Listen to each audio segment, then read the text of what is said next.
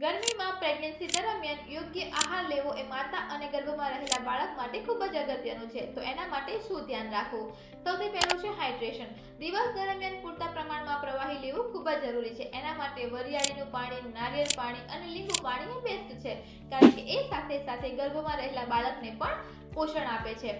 બીજા નંબર ઉપર છે પિત્તને શાંત કરે તેવા ફળોનો ઉપયોગ કરવો જોઈએ. સાથે સાથે દ્રાક્ષ, દાડમ અને તરબૂચ જેવા રસદાર ફળોનો તમારા ડાયટમાં અવશ્ય શામેલ કરો અને પપૈયું અને અનાનસને ટાળો.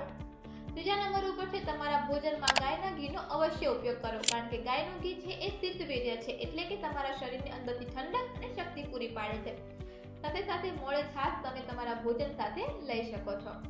ચોથા નંબર ઉપર છે ખાસ ધ્યાન રાખો કે પ્રેગ્નન્સી દરમિયાન વધારે પડતા આથાવાળો ખોરાક, તીખું, તળેલું, મસાલાવાળું અને બહારનું જંક ફૂડ સંપૂર્ણપણે ટાળો, કારણ કે એ તમને એસિડિટી અને ગભરામણ વધારી શકે છે.